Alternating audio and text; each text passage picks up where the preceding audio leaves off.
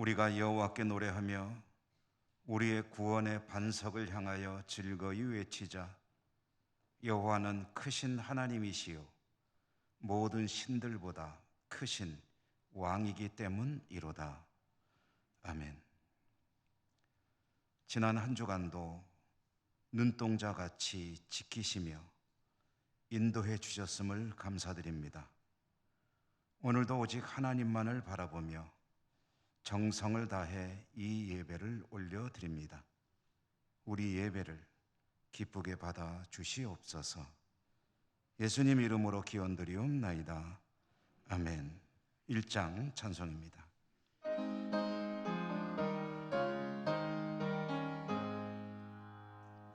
만복의 근원 하나님, 온 백성 찬송 드리고 저 천사여 찬송하세. 찬송 성부 성자 성령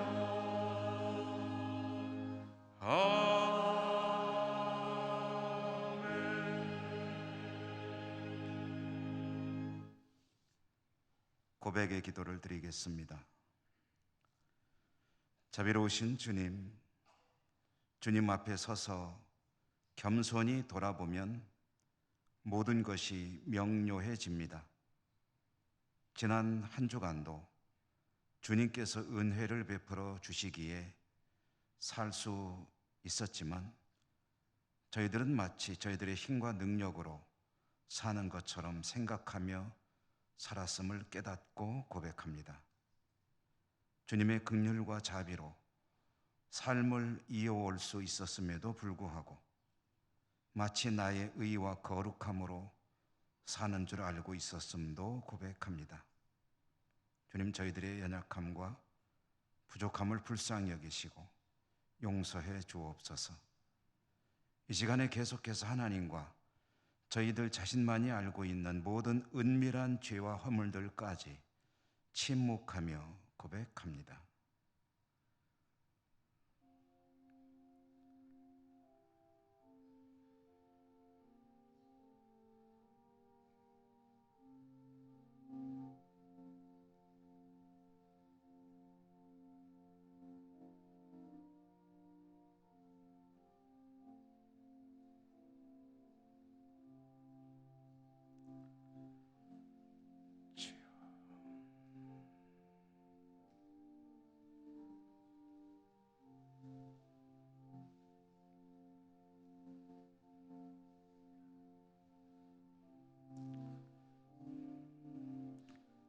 하나님의 사죄의 말씀입니다. 내가 그들의 악행을 사하고 다시는 그 죄를 기억하지 아니하리라. 여호와의 말씀이니라. 아멘. 성시교독 교독문 30번 시편 67편입니다. 하나님은 우리에게 은혜를 베푸사 복을 주시고 그의 얼굴 빛을 우리에게 비추사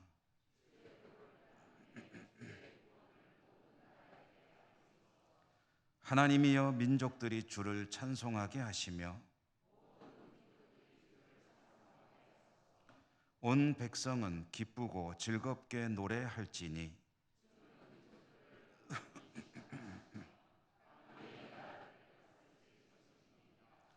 하나님이여 민족들이 주를 찬송하게 하시며 모든 민족으로 주를 찬송하게 하소서.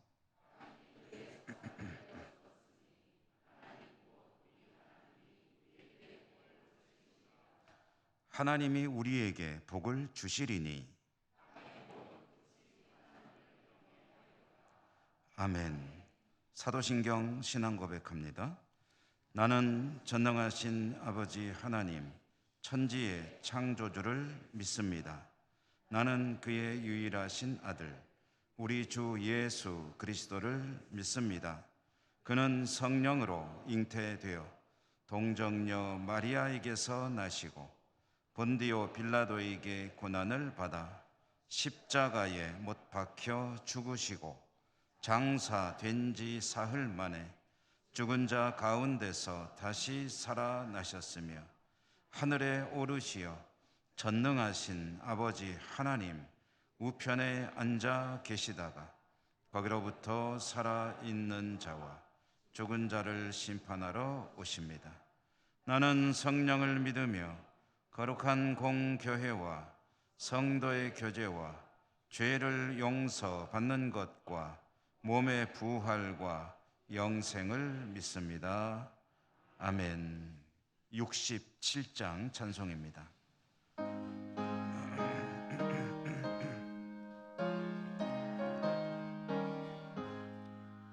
영광의 왕께 다 경배하며 그 크신 사랑 늘 찬송하라. 예부터 영원히 잠방되시니 그 영광의 주를 다 찬송하라. 능력과 은혜 다 찬송하라. 그 옷은 햇빛 그 집은 궁창 그 누레 소리로 주노하시고 폭풍의 날개로 달려가신다. 저 아름답고 놀라운 일이 가득하리 땅 다 주의 조화.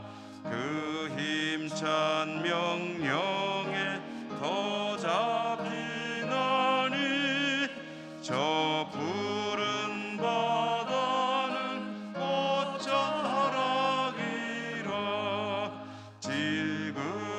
질그릇같이 연약한 인생 주 의지하여 늘 강건하리. 온 백성 지으신 만왕이시니 그 자비 영원히 변함없어라.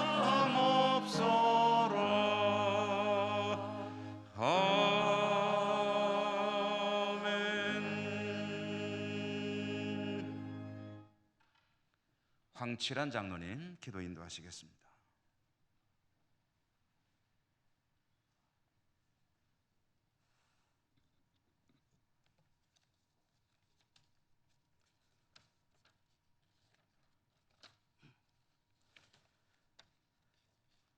사랑의 주님, 감사합니다.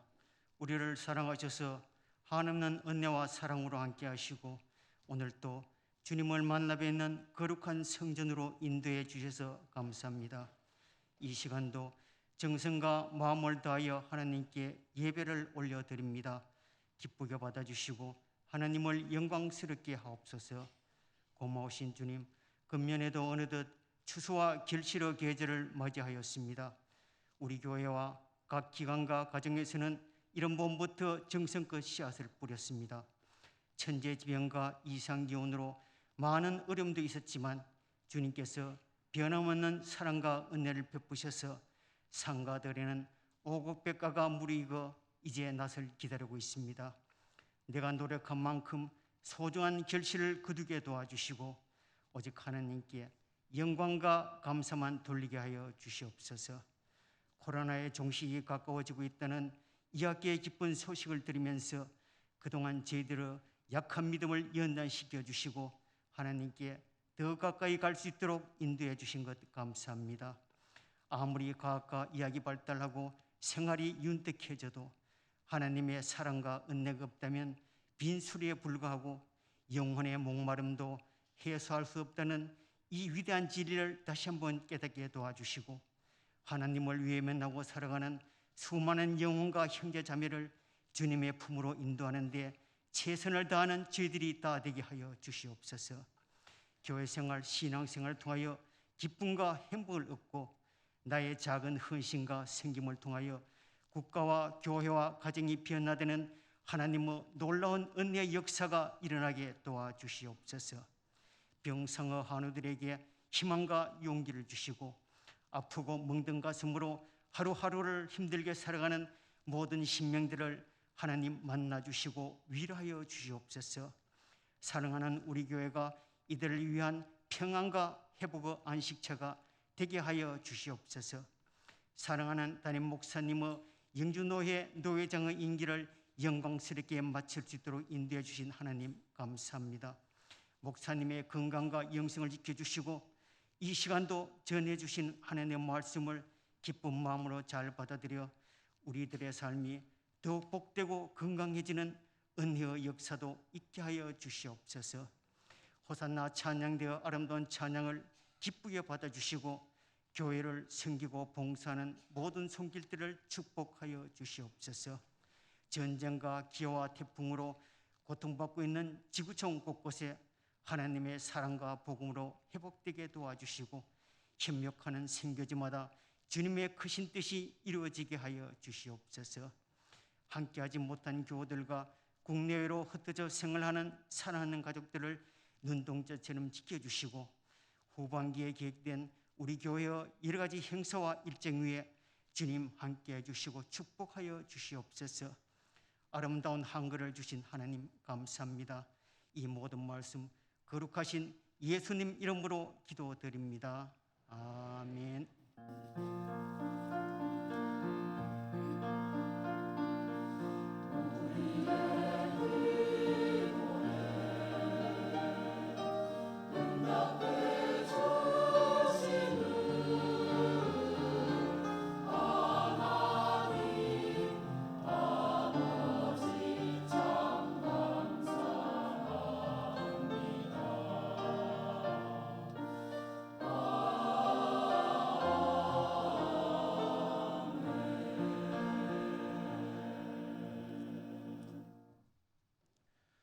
오늘 하나님께서 주시는 말씀 봉독합니다.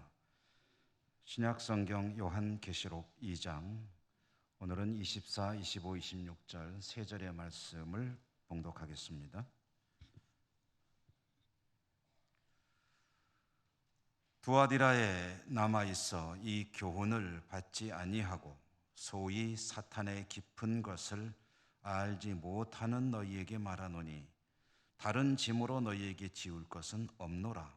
다만 너희에게 있는 것을 내가 올 때까지 굳게 잡으라. 이기는 자와 끝까지 내 일을 지키는 그에게 만국을 다스리는 권세를 주리니. 아멘. 호산나 찬양대 하나님께 찬양 올려드립니다.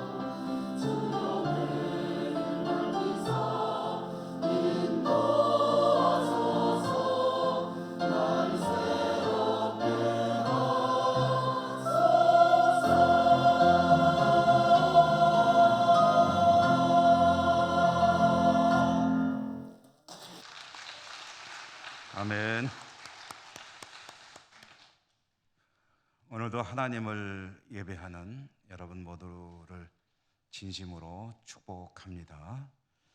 주님의 은총이 풍성하시기를 기원 드립니다. 소아시아 7교회를 향해서 주님께서 말씀하셨고 우리는 그 순서에 따라서 그 말씀을 듣고 있습니다. 오늘은 그 중에 4번째로 두아디라 교회를 향해 주시는 주님의 말씀을 듣도록 합니다. 굳게 잡으라 라는 제목으로 말씀 전해드릴 때 큰 은혜가 있으시기를 바랍니다. 두아디라 교회는 주님으로부터 칭찬을 들었습니다. 그런데 꾸중도 들었습니다. 칭찬을 어떻게 들었을까? 오늘 저는 두아디라 교회를 향한 말씀의 전체를 읽지 않고 뒷부분을 잘라서 읽었기 때문에 칭찬하는 내용을 봉독하지는 않았지만 우리가 읽은 말씀의 조금 앞부분에 보면 19절에 주님께서 말씀하시기를 두아디라 교회의 사업과 사랑과 믿음과 섬김과 인내를 알고 계신다라고 말씀하셨습니다. 그리고 그들의 나중 행위가 처음 것보다 많다라고 하셨습니다.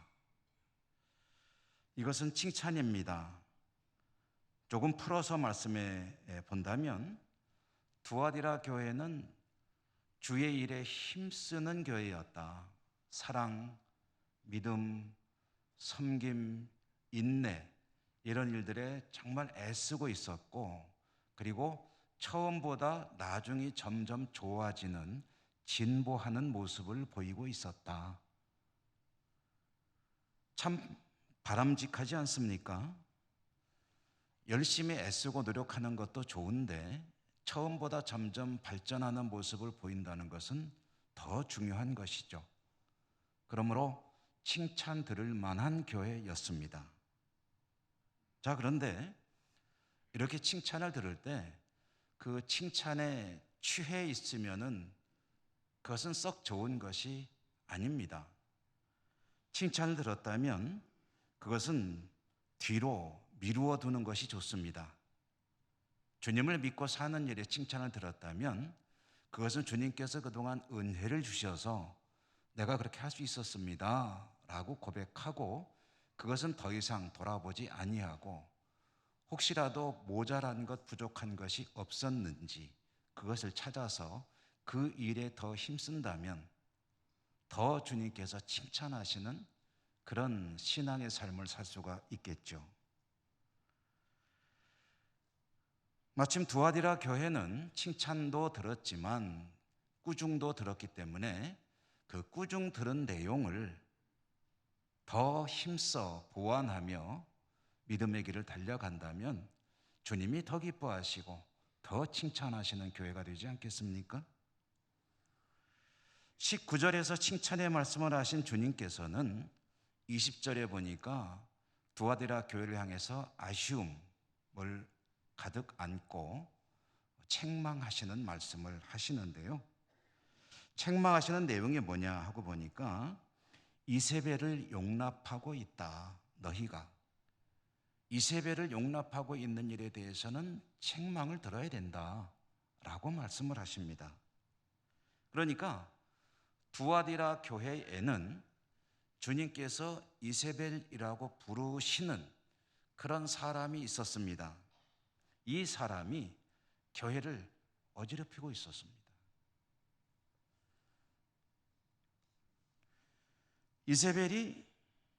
이세벨이라고 불리우는 사람이 어떻게 교회를 어지럽히고 있었던 것일까도 성경이 전해줍니다. 전해주는 내용을 그대로 보면 성도들을 미혹합니다. 그래서 그들로 하여금 우상의 제물을 먹게 했습니다. 그리고 행음하게 하였다라고 전합니다. 우상의 제물을 먹고 행음하고 한다는 이야기는 다른 말로 표현해 본다면 무슨 얘기냐면은 이방 신을 섬기는 신전에 가서 그 행사에 참여하고 있었다는 이야기입니다. 이방의 신들을 섬기는 신전에서는 종종 행사를 합니다. 신을 섬기는 일종의 축제를 벌입니다. 그러면 먹고 마시고 상당히 방탕하게 혼잡하게 그런 행사를 하다가 마지막에는 아주 음란한 그런 일들을 벌이게 됩니다. 이것이 이방 신을 섬기는 신전의 공식적인 행사입니다.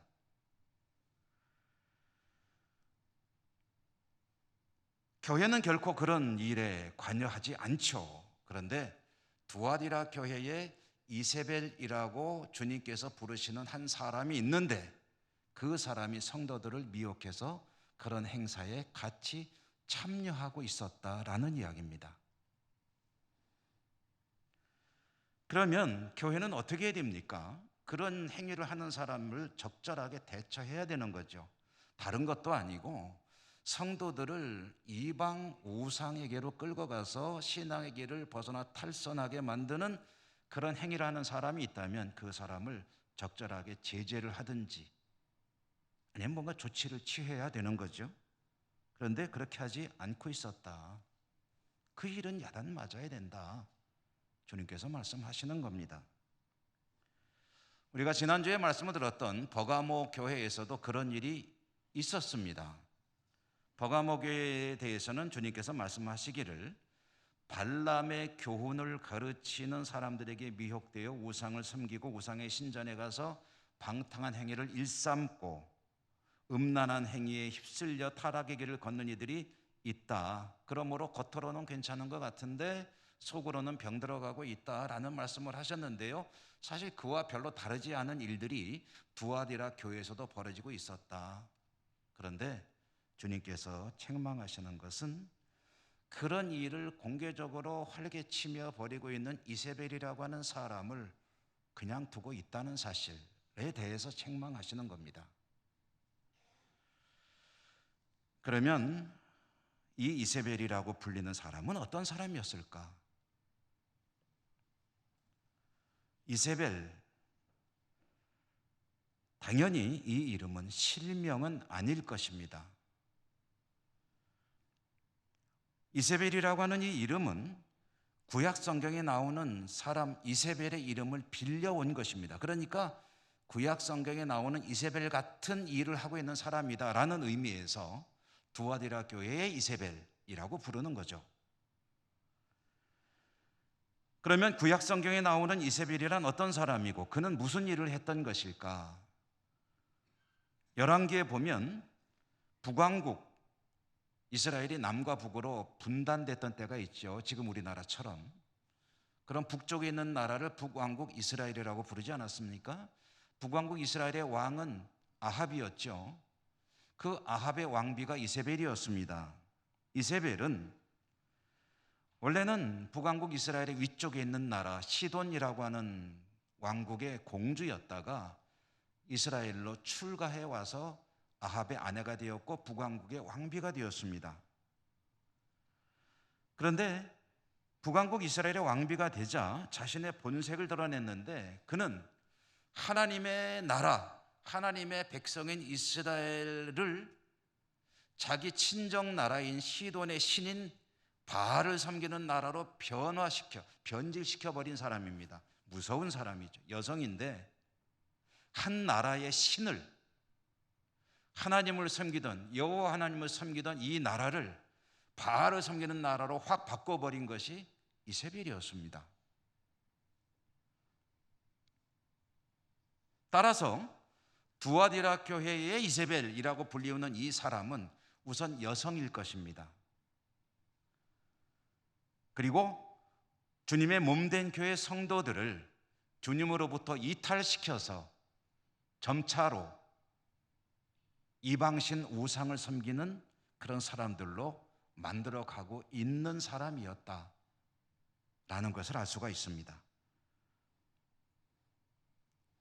어떻게 그렇게 했을까? 구체적으로 무슨 일을 한 것일까? 무슨 짓을 저지른 것일까? 성경에 전해주지 않기 때문에 그 자세한 내용을 알 수는 없습니다. 그러나 우리는 여러 가지 자료들을 통해서 그 당시 두아디라 교회에서 무슨 일이 벌어지고 있었을까를 추측은 해볼 수 있습니다. 우선 두아디라라는 도시는 어떤 도시였는가? 두아디라 하면은 상징적인 산업이 있습니다. 그것은 직물 산업입니다. 옷감을 만들고 그리고 그것을 염색 가공하는 이 업종이 대단히 발달한 도시가 두아디라였습니다. 특히 두아디라에서 생산되는 자주색 옷감, 자주라고 하죠.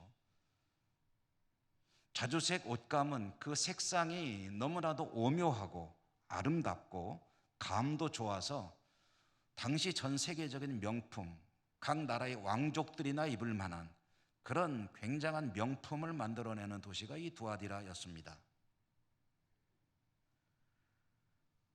요즘도 우리들은 보통 일반적으로 평범한 의복을 입고 살아가고 있지만 관심도 없지만 그래도 전에 제가 한번 알아봤더니 비싼 옷감은 굉장히 비싼 것들도 있더라고요. 한 벌을 만들면 수천만 원짜리 옷감도 있다고 그래요. 저는 그거 입으면 날아다닐래나, 옷이 날개라고 하는데 그 옷 입으면 막 홀홀 날아다닐 수 있을래나 궁금하기도 합니다. 구경도 못 해봤으니까. 그런데 이 두아디라 산 자주, 동양식으로 말하면 자주 모직 또는 비단과 같은 그런 엄청난 생산물이 여기서 나오고 있었고요. 사도행전에 보면은 사도 바울이 아시아에서 선교하다가 성령의 인도하심에 따라 유럽으로 건너가는 이야기가 나옵니다. 유럽으로 건너가서 최초로 만난 도시가 빌립보라는 도시였습니다. 빌립보라는 생소한 도시에 가서 어떻게 복음을 전하지? 그렇게 조금은 방황하고 있을 때 그 빌립보에서 만난 여성이 있습니다. 루디아라고 하는 여성. 그 루디아의 직업이 뭐냐면 자주장사라고 했습니다. 자주색 옷감 장사라는 뜻입니다. 그리고 그 루디아의 고향이 바로 이 두아디라입니다. 그는 자기 고향에서 나오는 이 어마어마한 옷감을 가지고 유럽을 넘나들며 사업을 하던, 요즘으로 말하면 무역상이었다는 것이죠. 그 두아디라입니다. 두아디라에는 이와 같이 직물산업, 염색가공산업이 발달했을 뿐 아니라 동시에 많은 산업들이 아주 잘 발달되어 있었다고 합니다. 대략 제빵산업, 제혁, 가죽을 다스리는 거죠. 가죽 제품을 만드는 거. 그리고 구리세공, 또 도자기, 이런 산업들이 굉장히 발달하고 있었는데 또 하나의 특징은 이런 발달된 산업에 종사하는 사람들끼리의 동업자 조합, 이 동업자 조합이 강력하게 형성이 되어 있었다고 합니다. 지난 주일에 제가 버가모 이야기를 할 때 그곳에도 동업조합이 있었다는 말씀 드렸는데 그것보다 훨씬 더 강력하게 이 조합들이 결성이 되어 있고 막강한 영향력을 행사하고 있었다는 거죠. 따라서 이 도시에서 사업을 하거나 또는 그 업종에서 일을 하려고 한다면 이 동업조합의 요구를 외면할 수가 없었습니다. 어떤 방침이나 행사가 기획이 되거나 일이 있게 되면 그쪽에서 요구하는 것을 열심히 협조해 주어야 이 도시에서 살아갈 수가 있다는 거죠. 만약에 그렇지 않으면 따돌림을 당하고 여러 가지로 불이익을 당할 수밖에 없는 그런 도시였다고 하는데요. 살기가 어려워지는 거죠. 그런데 두아디라의 성도들은 이런 일이 있을 때 때로는 신앙과 부딪힐 수도 있지 않겠습니까? 그런 일이 발생하잖아요. 실제로 내 삶의 현장과 내 신앙에 어떤 문제들이 발생하고 부딪히고 그리고 갈등을 겪을 수밖에 없는 그런 것은 오늘날 우리들에게도 있지 않습니까? 만약에 신앙적인 선택을 하게 되면 신앙생활은 할 수 있을지 모르겠으나 현실의 삶이 어려워지는 거죠. 그러므로 갈등이 되는 거죠. 참 어려운 문제입니다. 쉽지 않습니다. 두아디라 교회의 이세벨이라고 하는 사람은 어떤 사람이었는가? 교회의 여성 지도자이고 발언권이 강하고 영향력이 있는 그런 사람이었습니다. 여러 가지 자료들이 있는데 어떤 사람은 목회자였다고 하고요. 어떤 사람은 장로였다고 하고요. 어떤 사람들은 뭐 다른 의미에서의 영향력이 있는 그런 사람이었다라고 말합니다. 어떤 사람들은 바로 루디아가 아닐까라고 추측하기도 합니다만은 근거는 없습니다.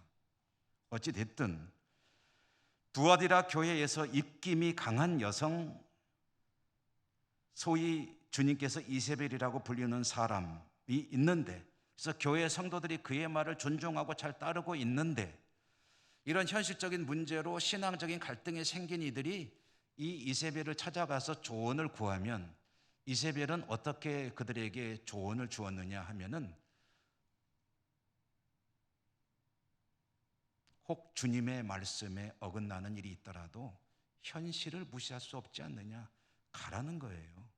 가서 그 일을 하라고 조언을 하고 있었다는 거죠. 그것이 두아디라 교회의 문제였던 것으로 여러 가지 자료들을 통해서 추측을 해봅니다. 신앙이 약하거나 좀 더 깊은 신앙을 가진 사람의 조언이 필요할 때 찾아가서 어떻게 하면 좋을까요?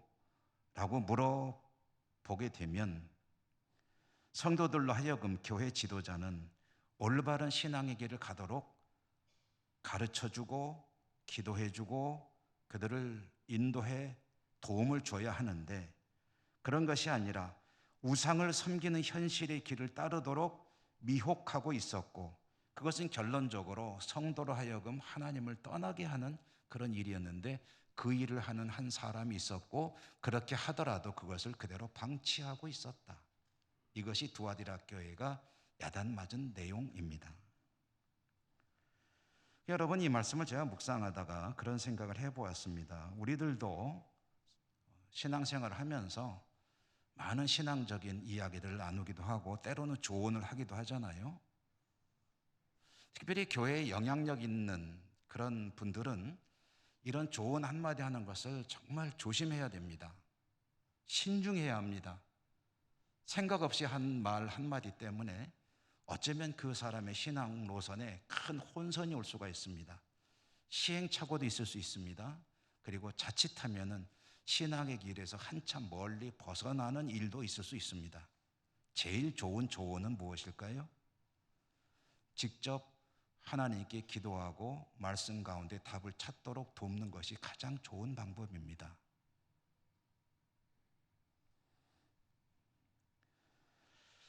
오늘 두아디라를 향해 주시는 말씀 속에 우리가 주목해야 될 일이 한 가지 있는데요. 21절 말씀에 보니까 주님께서 그들에게 회개의 기회를 주셨다라고 합니다. 회개는 돌아서는 것이죠. 그러므로 그들이 비록 잠시 주님 보시기에 좋지 못한 그런 길을 갔더라도 주님께서 그들에게 돌아설 수 있는 기회를 주셨는데 그들은 돌이키지 않았습니다. 이유가 무엇일까요? 그쪽이 더 나은 것으로 그때만 해도 이제 생각이 굳어져 버렸기 때문입니다. 이미 돌아섰기 때문에 또다시 돌이키는 것이 쉽지가 않습니다. 사실 주님의 말씀을 따르는 신앙적 선택보다는 현실의 길을 따르는 것이 더 나은 것처럼 보일 때가 훨씬 많죠. 그것이 우리가 살아가는 삶의 현장입니다. 그러니 쉽지 않다는 것입니다. 주님은 경고하셨죠. 만약 그들이 계속 그렇게 나간다면 그것은 결국은 주님을 부인하는 길이 될 것이고, 주인을 부인하는 그들에게 어떤 결과가 주어지느냐, 오늘 말씀 속에도 나와 있지만 마태복음은 좀 더 명료하게 전해줍니다. 나더러 주여 주여 하는 자마다 다 천국에 들어갈 것이 아니고, 마지막 그때 주님 앞에 하나님 계시고 주님 계시고 우리 모두는 그 앞에 설 때가 있을 터인데, 그때 주님이 내가 너 모르겠다라고 부인하는 그런 일도 있을 수 있습니다. 이것은 참 두려운 일입니다.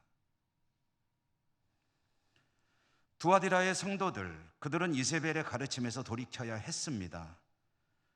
만약에 아무리 내가 존경하고 내가 믿고 의지하는 신앙의 사람이라 할지라도 그가 하는 말이 진리의 말씀, 성경 말씀과 배치되는 것이라면 그 말씀은 무시해야 합니다. 여러분, 혹시 제가 드리는 말씀이 비성경적이라고 판단이 된다면 확인의 과정은 필요할 수 있겠죠. 그렇다면 제 말도 배척해야 합니다. 진리는 오직 하나님의 말씀 하나밖에 없습니다. 사람의 말은 얼마든지 오류를 범할 수 있습니다. 하나님 말씀만이 진리이고 하나님 말씀만이 생명입니다.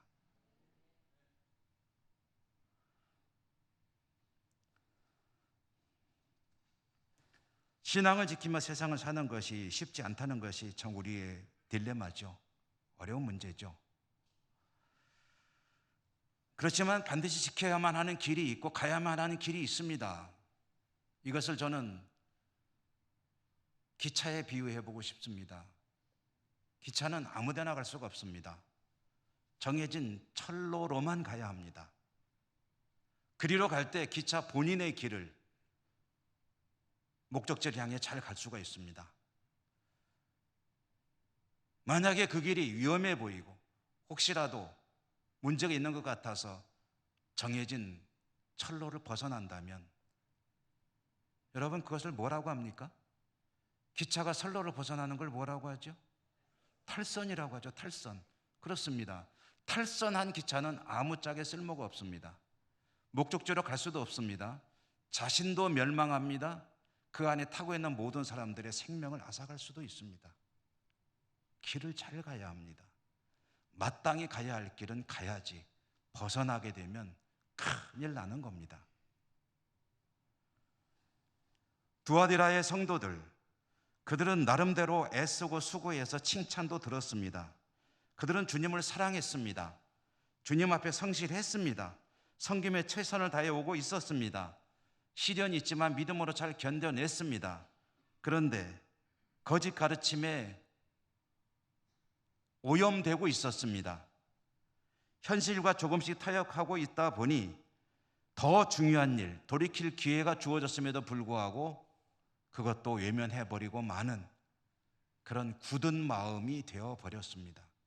돌이킬 기회가 주어졌다. 주님께서 그들에게 돌이킬 기회를 주셨다는 거죠. 이게 뭘까 생각해봐야 합니다. 주님이 주시는 돌이킬 기회는 무엇일까요? 그들에게 한 사람 한 사람 직접 나타나셔서 계시해 주신 걸까요? 그럴 수도 있겠죠. 그러나 그것은 특별한 경우입니다. 특별한 경우를 나에게 보편화시킬 필요는 없습니다. 우리는 보편적으로 주님께서 모두에게 제공하시는 그런 돌이킬 기회를 항상 부여받고 있습니다. 어떻게 부여받죠? 예배 중에 주님의 말씀을 들을 때, 성경을 읽으면서 성경을 통해 주님의 진리의 말씀의 뜻을 깨달을 때 그게 바로 주님의 음성이고 나의 잘못된 오류가 있는 부분들을 바로잡을 수 있는 돌이킴의 기회입니다. 그 기회가 나에게 닥쳐왔을 때 내 마음에 뭔가 주님의 음성을 인해 찔림이 있을 때 하나님 주시는 기회입니다. 그 길로 따라야 합니다.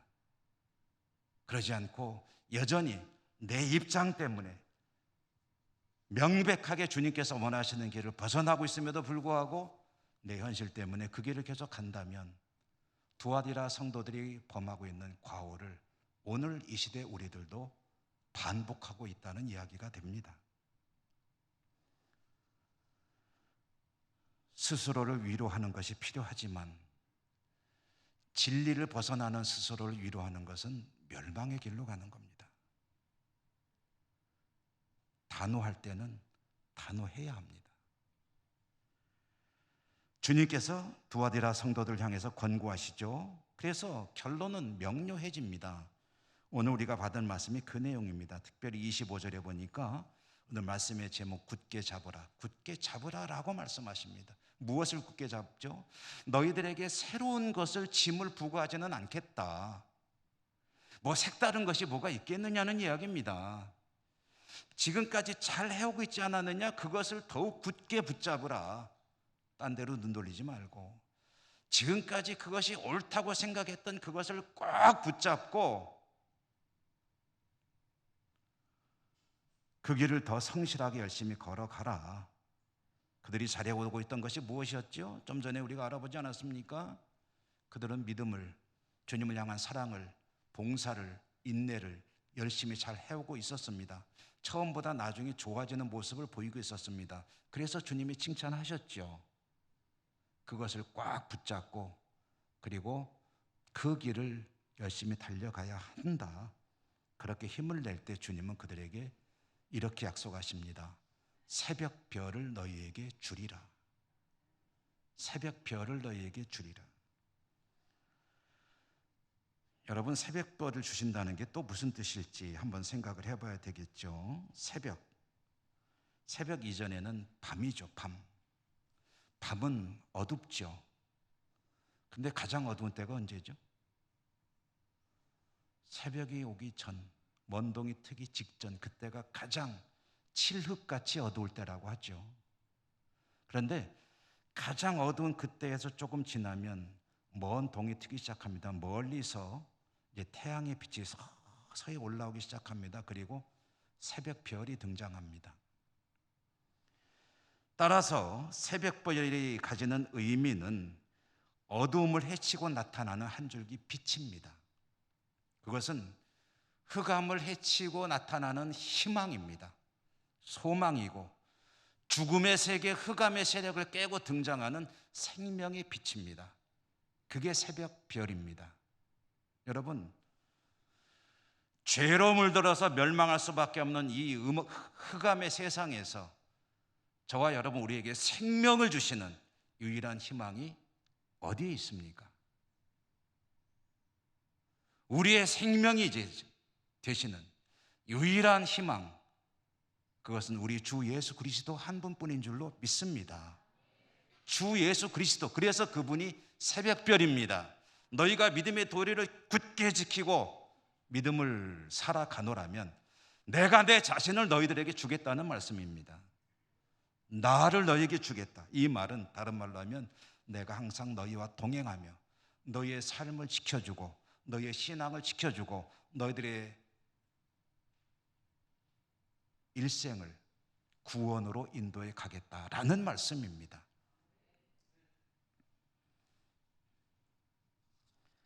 오늘 이 시대 사람이 살아가는 세상은 예나 지금이나 고대 사회나 현대 사회나 다를 바가 없습니다. 본질은 똑같습니다. 세상은 믿음으로 살려고 하는 성도들을 그들의 시선과 발걸음을 조금씩 잘 알지 못하는 사이에 다른 곳으로 돌리게 하려고 나름대로 애씁니다. 때로는 깨달음을 얻습니다. 이게 아닌데 라는 생각이 들지만 그런 깨달음을 짐짓 외면하고 주님의 뜻과는 다른 방향으로 갈 데도 없지 않아 있는 것이 우리의 현실입니다. 우리는 연약한 존재예요. 그럴 수밖에 없습니다. 그렇지만 주님은 오늘 두아디라 교회에게 주시는 말씀을 통해서 우리들에게도 말씀하십니다. 지금까지 지켜오던 믿음의 진리, 도리, 주님을 향한 신실함, 그것을 굳게 잡으라. 내가 너와 함께 하리라. 내가 너를 지켜주리라. 너를 구원의 길로 인도하리라. 결코 망하지 않는다. 믿음으로 이겨내라. 그때에 너의 구원이 이루어지고 나의 은혜 가운데 살아가는 삶이 될 것이다. 주님은 그렇게 말씀하고 계십니다. 이 은혜가 우리 모두에게 풍성하시기를 주님 이름으로 축원합니다. 은혜로우신 하나님 감사합니다. 오늘도 말씀 주셨습니다. 우리가 살아가는 세상의 삶이 쉽지 않습니다. 그러나 새벽별이신 주님은 믿음을 지킬 때 자신을 저희들에게 던져주시겠다 말씀하셨습니다. 이미 십자가의 은혜로 저희들을 죄에서 건져주셨습니다. 살아가는 삶의 현장도 인도하시며 지켜주신다는 주님의 말씀을 믿음으로 받아들이고 승리하는 저희 모두가 되게 하여 주시옵소서. 예수님 이름으로 감사하고 기도드립니다. 아멘. 440장 찬송하시며 봉헌하시겠습니다.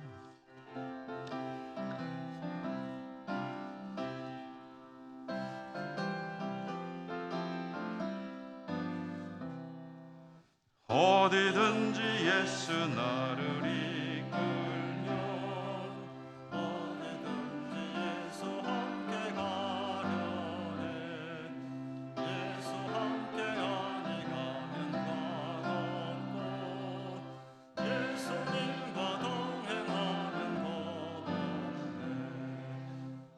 어디를 가든지 겁낼 것 없네.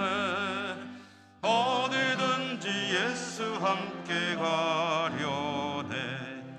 세상 친구 모두 나를 떠나도 주와 동행하면 외로움 없겠네.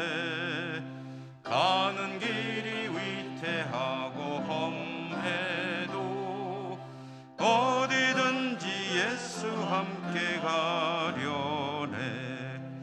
어디를 가든지 겁낼 것 없네. 어디든지 예수 함께 가려네. 어두운 그늘 나를 애워쌀 때에 주가 함께 계심 믿고 자려네. 죽은 후에 천국에서 깨어나 예수 함께 길이 길이 살리라. 어디를 가든지 겁낼 것 없네. 어디든지 예수 함께 가려네. 자비로우신 하나님 아버지, 오늘도 복된 성일 저희들이 하나님을 예배하는 이 자리에 있을 수 있도록 인도하시며 은혜 베푸심에 감사드립니다. 또한 하나님께 예배하러 나올 때 저희들이 올려드릴 예물을 들고 올 수 있도록 저희 삶의 물질 여러 가지 여건 주신 것을 진심으로 감사합니다. 오늘도 하나님 앞에 준비해온 이 예물은 모든 것이 하나님께 주시는 것이라는 저희들의 믿음의 고백입니다. 사랑의 고백입니다. 또 여러 가지 기도 제목 소원을 담아 올려드리는 우리의 소망입니다. 우리 하나님 기쁘게 받아주시고 이 예물 쓰일 때마다 하나님 뜻 이루어지고 하나님 홀로 영광 받으시고 저희들의 삶은 믿음으로 승리하는 복된 삶이 될 수 있도록 더욱 축복해 주시옵소서. 예수님 이름으로 감사하고 기도드립니다. 아멘.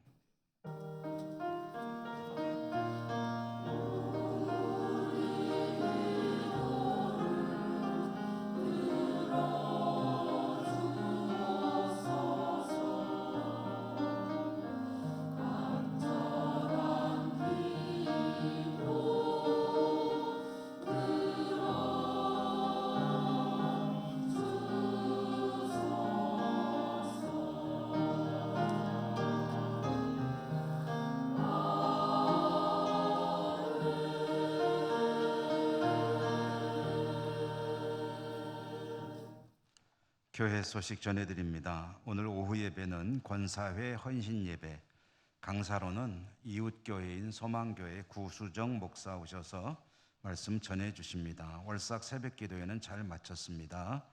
항존직 피택을 위한 공동회를 소집하기 위해 공고합니다. 자세한 내용을 잠시 후에 한 번 더 말씀드리겠습니다. 세례 광고를 잘 보시고 여러분 본인의 세례 또는 가족이나 주변의 세례 받으실 분들을 권고하시고 하셔서 많은 분들이 세례에 참여할 수 있기를 바랍니다. 제78회 영주노회가 우리 교회에서 개최되어서 아주 잘 끝났습니다. 노회를 위해서 섬겨주신 모든 분들에게 진심으로 감사드리고요. 노회 이후의 결과, 특별히 인사관계를 주보에 실어 놓았습니다. 여러분 주보를 통해서 확인하시고 참고하시기 바랍니다. 개인적으로 노회장의 직책을 1년간 섬기고 내려놓았습니다. 노회장으로 일할 수 있도록 지원해 주시고 기도해 주시고 성원해 주신 우리 당회를 비롯한 우리 온 성도님들에게 진심으로 감사를 드립니다. 교회 지원 덕분에 무사히 잘 마칠 수 있었습니다. 결혼 광고입니다. 권용욱군, 권세문 장로님, 정기선 권사님의 장남 결혼 예배와 그리고 피로연 소식입니다. 결혼 예식은 10월 15일 토요일 오전 11시 우리 교회 본당에서 있게 됩니다. 그리고 이어지는 피로연은 장소를 옮겨 예천 농협 예식장에서 12시부터 시간이 조금 잘못됐습니다. 오후 2시까지가 아니고 1시 30분까지라고 합니다. 그래서 피로연은 예천동엽 예식장에서 있게 되겠습니다. 우리 성도님들은 같이 예배도 참여해 주시고 그리고 필요연에도 함께 가시면 더 좋지 않을까 생각이 됩니다. 황중현 군 황칠환 장로님, 강명자 권사님 댁의 차남이죠. 이제 은풍면 사무소로 발령이 나서 공직 생활을 시작하게 되었다. 축하드리고 훌륭한 공직자로 또 지역을 위해서 또 하나님의 영광을 위해 쓰임 받는 우리 아들 될 수 있기를 바랍니다. 공동회에 대해서 간략히 제가 말씀을 드리겠습니다. 이번 영주노회에서 우리 교회는 장로 3분을 선택할 수 있도록 허락을 받았습니다. 3분을 새로 선택하게 되는 것은 여러분 잘 아시지만 우리 김종락 장로님과 강장원 장로님께서 교회 법에 따라서 금년 말부로 이제 시무에서 은퇴를 하시게 됩니다. 그래서 3분의 장로님을 다시 또 선출하여 교회를 섬기도록 하기 위함인데요. 장로님 3분과 함께 안수 집사 2분, 권사 7분을 선출하게 됩니다. 과거와는 조금 다른 부분이 있어서 안내를 드리는데요. 후보 등록을 받습니다. 장로와 집사와 권사로 본인이 교회를 섬기고 싶다 원하시는 분들은 후보 등록을 하셔야 합니다. 후보 등록은 내일부터 수요일까지 3일간만 합니다. 그러므로 사무실에 알아보시고 거기에 지원 서류를 작성하셔서 제출하셔야 하는데요. 이렇게 후보 등록하는 기간이 있기 때문에 오늘 공고하고 다음 주 한 주 더 후보를 공고하게 되겠죠. 등록하신 분들을 등록을 하시면 다 후보로 등록하는 게 아니고 당회에서 적절한 절차를 거치게 됩니다. 그래서 숫자가 혹시 대상자보다 많아지면 그러면 장로와 집사는 선택할 정수의 2.5배, 권사는 2배의 숫자만 추천을 해서 벽보로 공고를 하겠습니다. 그 기간이 있어야 되기 때문에 한 주간 더 늘려서 23일 주일에는 오후에 장로 선택을 위한 공동회를 할 것입니다. 그 다음 주 30일 오후에는 집사와 권사 선택을 위한 공동회를 하게 됩니다. 이렇게 해서 공동회가 진행이 될 터인데요. 자세한 내용은 큰 글씨로 인쇄를 해서 교회 여러 곳에 부착을 해 두었습니다. 관심 있으신 분들이 그 내용을 잘 보시고 착오가 없으시기를 당부를 드립니다. 기타 소식, 그리고 이제 공동회를 소집하는 오늘 이후 이 시간 이후로 교회의 모든 모임들을 중단해 주시기 바랍니다. 그래서 무슨 구역 모임이든 아니면 기관의 모임이든 아니면 친교 모임까지도 가급적이면 자제해 주시고 오해받을 일이 없도록 우리 모두가 협력해 주시면 감사드리겠습니다. 예, 다 말씀드렸습니다. 우리 곁에 계신 분들하고 인사하시며 일어나겠습니다. 사랑합니다. 축복합니다.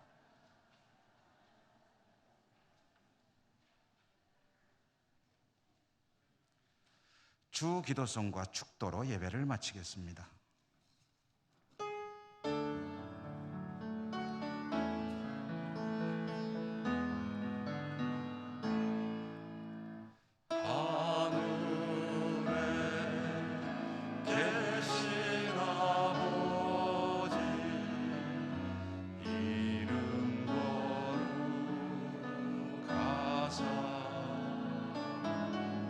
주님 나라 일하시고 뜻이 이루어지리라.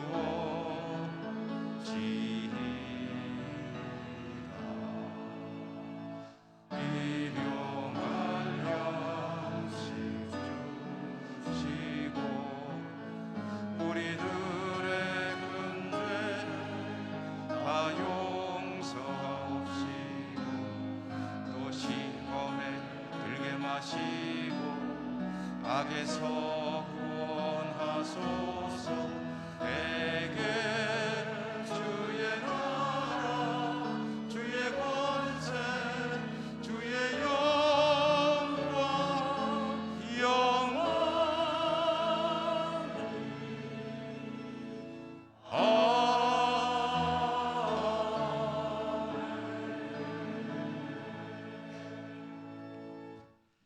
사랑의 하나님, 하나님의 은혜 가운데 사는 주의 백성들, 오늘도 하나님을 예비하고 다시 삶의 자리로 나갑니다.